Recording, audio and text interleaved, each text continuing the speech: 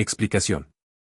Hasta donde podía ver, el mundo entero desplegaba la misma exuberante riqueza que el valle del Támesis.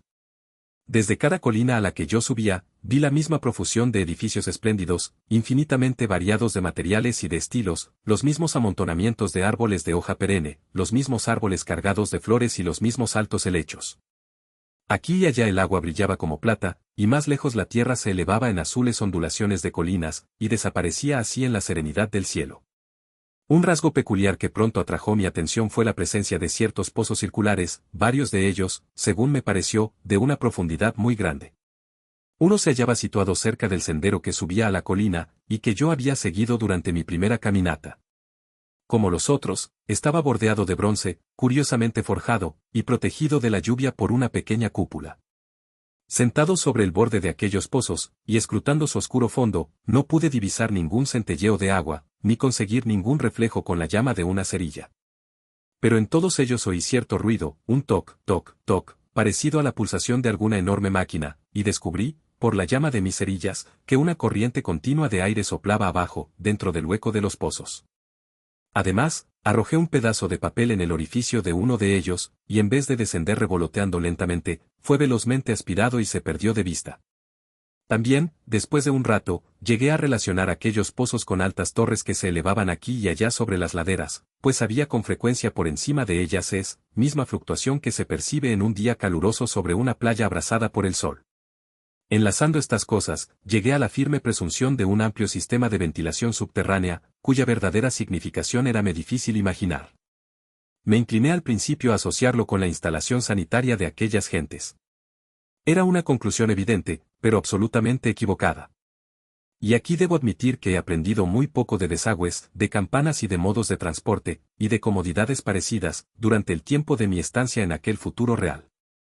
En algunas de aquellas visiones de Utopiax, y de los tiempos por venir que he leído, hay una gran cantidad de detalles sobre la construcción, las ordenaciones sociales y demás cosas de ese género. Pero aunque tales detalles son bastante fáciles de obtener cuando el mundo entero se haya contenido en la sola imaginación, son por completo inaccesibles para un auténtico viajero mezclado con la realidad, como me encontré allí. Imagínense ustedes lo que contaría de Londres un negro recién llegado del África Central al regresar a su tribu. ¿Qué podría él saber de las compañías de ferrocarriles, de los movimientos sociales, del teléfono y el telégrafo, de la compañía de envío de paquetes a domicilio, de los giros postales y de otras cosas parecidas?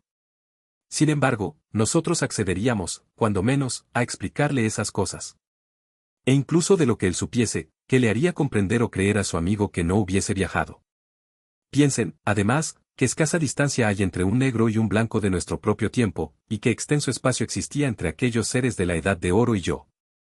Me daba cuenta de muchas cosas invisibles que contribuían a mi bienestar, pero salvo por una impresión general de organización automática, temo no poder hacerles comprender a ustedes sino muy poco de esa diferencia. En lo referente a la sepultura, por ejemplo, no podía yo ver signos de cremación, ni nada que sugiriese tumbas. Pero se me ocurrió que, posiblemente, habría cementerios u hornos crematorios, en alguna parte, más allá de mi línea de exploración. Fue esta, de nuevo, una pregunta que me planteé deliberadamente y mi curiosidad sufrió un completo fracaso al principio con respecto a ese punto. La cosa me desconcertaba, y acabé por hacer una observación ulterior que me desconcertó más aún, que no había entre aquella gente ningún ser anciano o achacoso. Debo confesar que la satisfacción que sentí por mi primera teoría de una civilización automática y de una humanidad en decadencia, no duró mucho tiempo. Sin embargo, no podía yo imaginar otra. Los diversos enormes palacios que había yo explorado eran simples viviendas, grandes salones comedores y amplios dormitorios. No pude encontrar ni máquinas ni herramientas de ninguna clase. Sin embargo, aquella gente iba vestida con bellos tejidos, que debería necesariamente renovar de vez en cuando, y sus sandalias, aunque sin adornos, eran muestras bastante complejas de labor metálica. De un modo o de otro tales cosas debían ser fabricadas. Y aquella gentecilla no revelaba indicio alguno de tendencia creadora. No había tiendas, ni talleres, ni señal ninguna de importaciones entre ellos. Gastaban todo su tiempo en retozar lindamente, en bañarse en el río, en hacerse el amor de una manera semijuguetona, en comer frutas y en dormir. No pude ver cómo se conseguía que las cosas siguieran marchando. Volvamos, entonces, a la máquina del tiempo. Alguien, no sabía yo quién, la había encerrado en el pedestal hueco de la Esfinge Blanca. ¿Por qué? A fe mía no pude imaginarlo. Había también aquellos pozos sin agua, aquellas columnas de aireación. Comprendí que me faltaba una pista. Comprendí, ¿cómo les explicaría aquello? Supónganse que encuentran ustedes una inscripción, con frases aquí y allá en un excelente y claro inglés, interpoladas con esto, otras compuestas de palabras, incluso de letras, absolutamente desconocidas para ustedes. Pues bien, al tercer día de mi visita, así era como se me presentaba el mundo del año 802.701. Ese día, también, me eché una amiga, en cierto modo. Sucedió que, cuando estaba yo contemplando a algunos de aquellos seres bañándose en un bajío, uno de ellos sufrió un calambre, y empezó a ser arrastrado por el agua. La corriente principal era más bien rápida, aunque no demasiado fuerte para un nadador regular. Les daré a ustedes una idea, por tanto, de la extraña imperfección de aquellas criaturas, cuando les diga que ninguna hizo el más leve gesto para intentar salvar al pequeño ser que gritando débilmente se estaba ahogando ante sus ojos.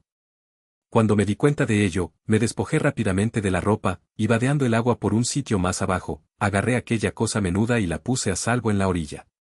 Unas ligeras fricciones 111 sus miembros la reanimaron pronto, y tuve la satisfacción de verla completamente bien antes de separarme de ella. Tenía tan poca estimación por los de su raza que no esperé ninguna gratitud de la muchachita. Sin embargo, en esto me equivocaba. Lo relatado ocurrió por la mañana. Por la tarde encontré a mi mujercilla, eso supuse que era, cuando regresaba yo hacia mi centro de una exploración. Me recibió con gritos de deleite, y me ofreció una gran guirnalda de flores, hecha evidentemente para mí. Aquello impresionó mi imagina. Es muy posible que me sintiese solo, sea como fuere, hice cuanto pude para mostrar mi reconocimiento por sí, regalo. Pronto estuvimos sentados juntos bajo un árbol sosteniendo una conversación compuesta principalmente de sonrisas.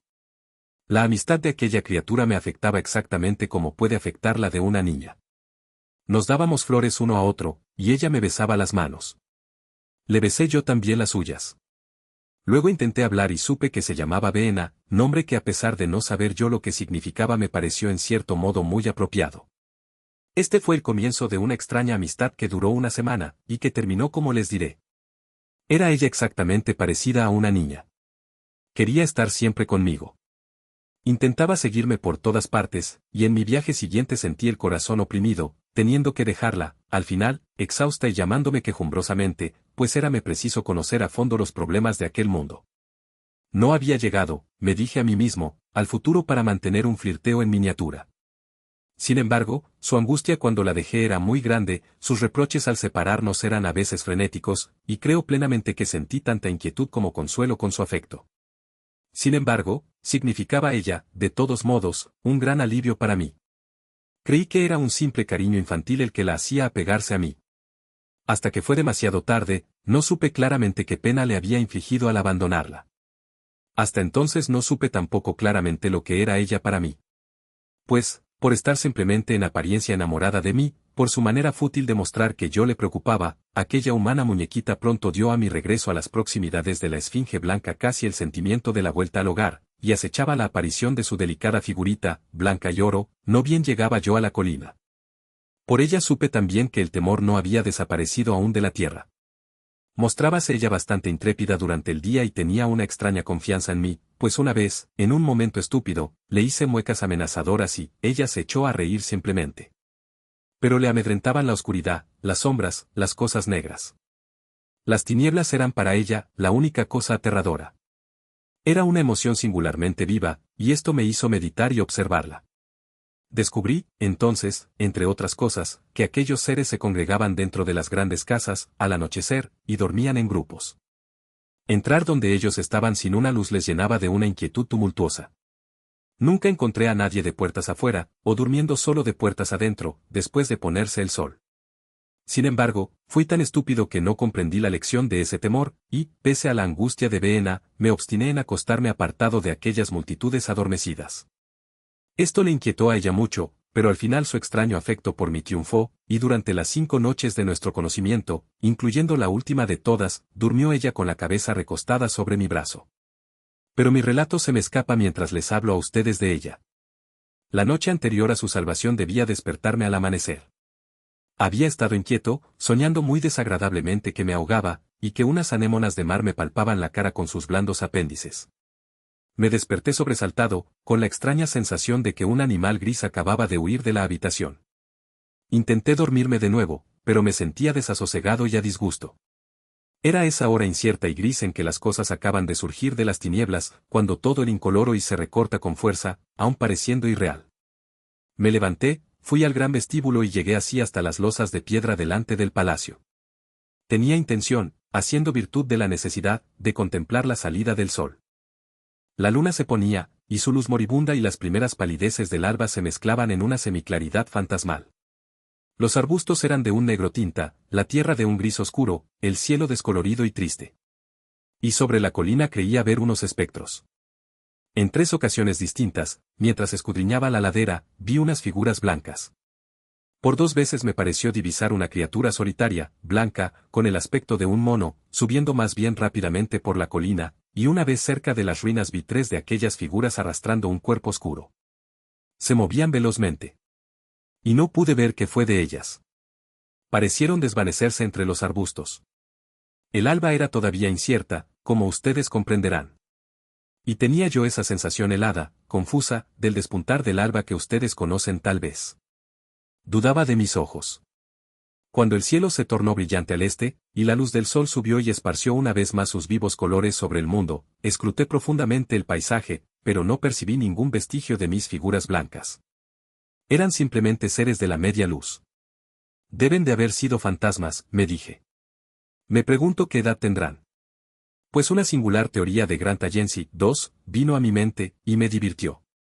Si cada generación fenece y deja fantasmas, argumenta él, el mundo al final estará atestado de ellos. Según esa teoría habrían crecido de modo innumerable dentro de unos 800.000 años a contar de esta fecha, y no sería muy sorprendente ver 4 a la vez. Pero la broma no era convincente y me pasé toda la mañana pensando en aquellas figuras, hasta que gracias a Vena logré desechar ese pensamiento. Las asocié de una manera vaga con el animal blanco que había yo asustado en mi primera y ardorosa busca de la máquina del tiempo. Pero Vena era una grata sustituta.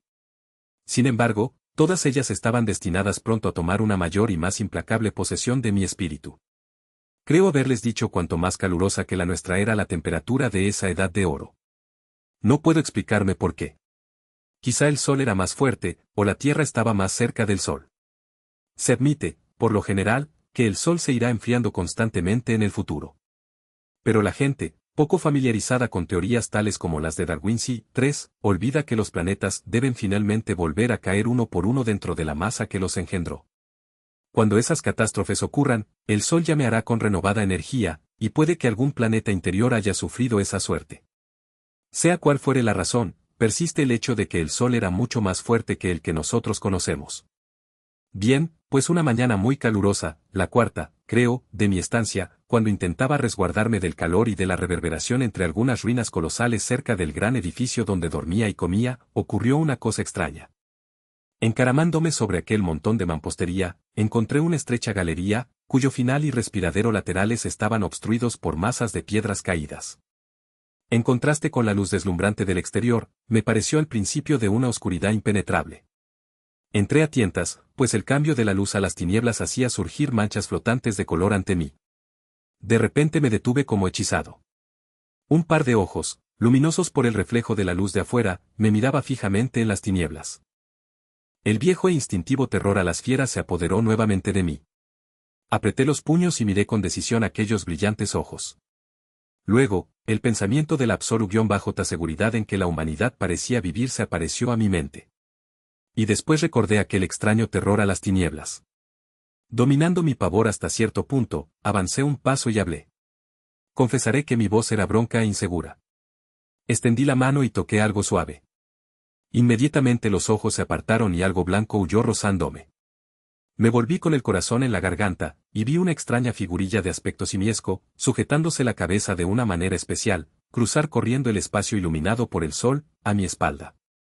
Chocó contra un bloque de granito, se tambaleó, y en un instante se ocultó en la negra sombra bajo otro montón de escombros de las ruinas. La impresión que recogí de aquel ser fue, naturalmente, imperfecta, pero sé que era de un blanco desvaído, y que tenía unos ojos grandes y extraños de un rojo grisáceo, y también unos cabellos muy rubios que le caían por la espalda. Pero, como digo, se movió con demasiada rapidez para que pudiese verle con claridad. No puedo siquiera decir si corría a 4 pies, o tan solo manteniendo sus antebrazos muy bajos. Después de unos instantes de detención le seguí hasta el segundo montón de ruinas. No pude encontrarle al principio, pero después de un rato entre la profunda oscuridad, llegué a una de aquellas aberturas redondas y parecidas a un pozo de que ya les he hablado a ustedes, semi-obstruida por una columna derribada. Un pensamiento repentino vino a mi mente. ¿Podría aquella cosa haber desaparecido por dicha abertura abajo? Encendí una cerilla y, mirando hasta el fondo, vi agitarse una pequeña y blanca criatura con unos ojos brillantes que me miraban fijamente. Esto me hizo estremecer. Aquel ser se asemejaba a una araña humana. Descendía por la pared y divisé ahora por primera vez una serie de soportes y de asas de metal formando una especie de escala, que se hundía en la abertura. Entonces la llama me quemó los dedos y la solté, apagándose al caer, y cuando encendí otra, el pequeño monstruo había desaparecido. No sé cuánto tiempo permanecí mirando el interior de aquel pozo. Necesité un rato para conseguir convencerme a mí mismo de que aquella cosa entrevista era un ser humano. Pero, poco a poco, la verdad se abrió paso en mí, el hombre no había seguido siendo una especie única, sino que se había diferenciado en 2 animales distintos, las graciosas criaturas del mundo superior no eran los solos descendientes de nuestra generación, sino que aquel ser, pálido, repugnante, nocturno, que había pasado fugazmente ante mí, era también el heredero de todas las edades. Pensé en las columnas de aireación y en mi teoría de una ventilación subterránea. Empecé a sospechar su verdadera importancia. ¿Y qué viene a ser, me pregunté, este lémur en mi esquema de una organización perfectamente equilibrada? ¿Qué relación podía tener con la indolente serenidad de los habitantes del mundo superior? ¿Y qué se ocultaba debajo de aquello en el fondo de aquel pozo? Me senté sobre el borde diciéndome que, en cualquier caso, no había nada que temer, y que debía yo bajar allí para solucionar mis apuros. Y al mismo tiempo me aterraba en absoluto bajar. Mientras vacilaba, 2 de los bellos seres del mundo superior llegaron corriendo en su amoroso juego desde la luz del sol hasta la sombra. El varón perseguía a la hembra, arrojándole flores en su huida. Parecieron angustiados de encontrarme, con mi brazo apoyado contra la columna caída, y escrutando el pozo. Al parecer, estaba mal considerado el fijarse en aquellas aberturas, pues cuando señalé esta junto a la cual estaba yo e intenté dirigirles una pregunta sobre ello en su lengua, se mostraron más angustiados aún y se dieron la vuelta. Pero les interesaban mis cerillas, y encendí unas cuantas para divertirlos. Intenté de nuevo preguntarles sobre el pozo, y fracasé otra vez. Por eso los dejé enseguida, a fin de ir en busca de Beena, y ver qué podía sonsacarle. Pero mi mente estaba ya trastornada, mis conjeturas e impresiones se deslizaban y enfocaban hacia una nueva interpretación. Tenía ahora una pista para averiguar la importancia de aquellos pozos, de aquellas torres de ventilación, de aquel misterio de los fantasmas, y esto sin mencionar la indicación relativa al significado de las puertas de bronce y de la suerte de la máquina del tiempo. Y muy vagamente hallé una sugerencia acerca de la solución del problema económico que me había desconcertado. He aquí mi nuevo punto de vista.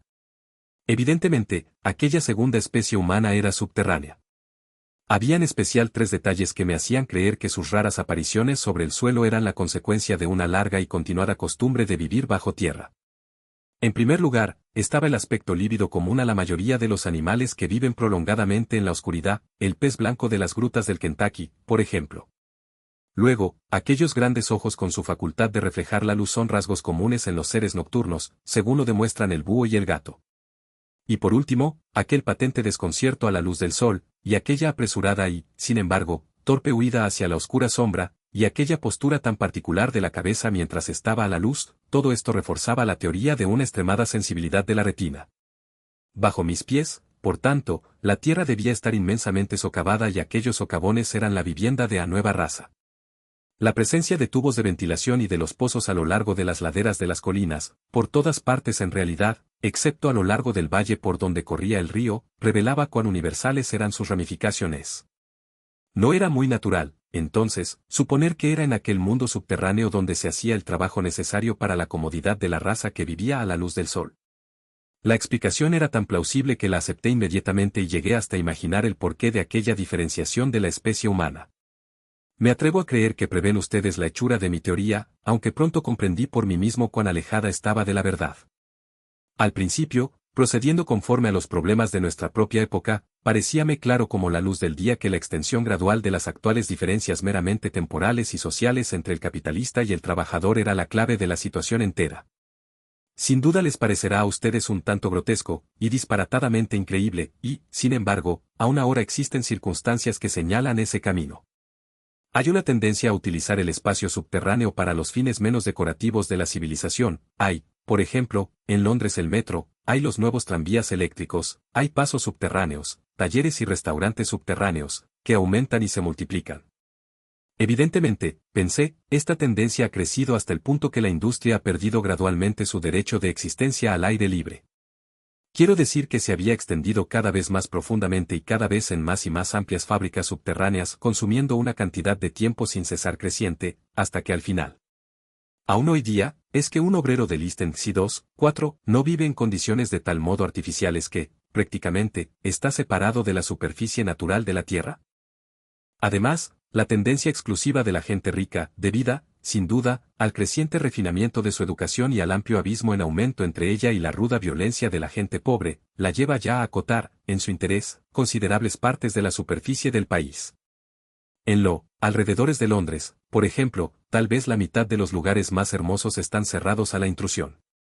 Y ese mismo abismo creciente que se debe a los procedimientos más largos costosos de la educación superior y a las crecientes facilidades y tentaciones por parte de los ricos, hará que cada vez sea menos frecuente el intercambio entre las clases y el ascenso en la posición social por matrimonios entre ellas, que retrasa actualmente la división de nuestra especie a lo largo de líneas de estratificación social. De modo que, al final, sobre el suelo habremos de tener a los poseedores, buscando el placer, el bienestar y la belleza, y debajo del suelo a los no poseedores, los obreros se adaptan continuamente a las condiciones de su trabajo. Una vez allí, tuvieron, sin duda, que pagar un canon nada reducido por la ventilación de sus cavernas, y si se negaban, los mataban de hambre o los asfixiaban para hacerles pagar los atrasos. Los que habían nacido para ser desdichados o rebeldes, murieron, y finalmente, al ser permanente el equilibrio, los supervivientes acabaron por estar adaptados a las condiciones de la vida subterránea y tan satisfechos en su medio como la gente del mundo superior en el suyo. Por lo que, me parecía, la refinada belleza y la palidez marchita seguíanse con bastante naturalidad.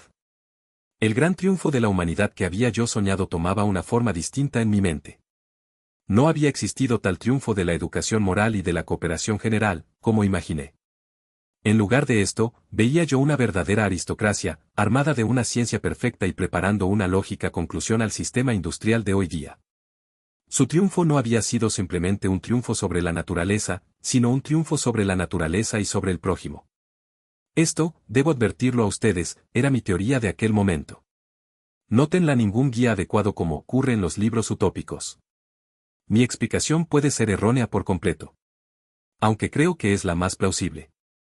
Pero, aun suponiendo esto, la civilización equilibrada que había sido finalmente alcanzada debía haber sobrepasado hacía largo tiempo su cenit, y haber caído en una profunda decadencia. La seguridad demasiado perfecta de los habitantes del mundo superior los había llevado, en un pausado movimiento de degeneración, a un aminoramiento general de estatura, de fuerza e inteligencia. Eso podía yo verlo ya con bastante claridad. Sin embargo, no sospechaba aún lo que había ocurrido a los habitantes del mundo subterráneo, pero por lo que había visto de los Morlocks, que era el nombre que daban a aquellos seres, podía imaginar que la modificación del tipo humano era aún más profunda que entre los Eloi, la raza que ya conocía. Entonces surgieron los Morlocks, unas dudas fastidiosas. ¿Por qué habían cogido mi máquina del tiempo? Pues estaba seguro de que eran ellos quienes la habían cogido. ¿Y por qué, también, si los Eloi eran los amos, no podían devolvérmela? ¿Y por qué sentían un miedo tan terrible de la oscuridad? Empecé, como ya he dicho, por interrogar a Vena acerca de aquel mundo subterráneo, pero de nuevo quedé defraudado. Al principio no comprendió mis preguntas, y luego se negó a contestarlas.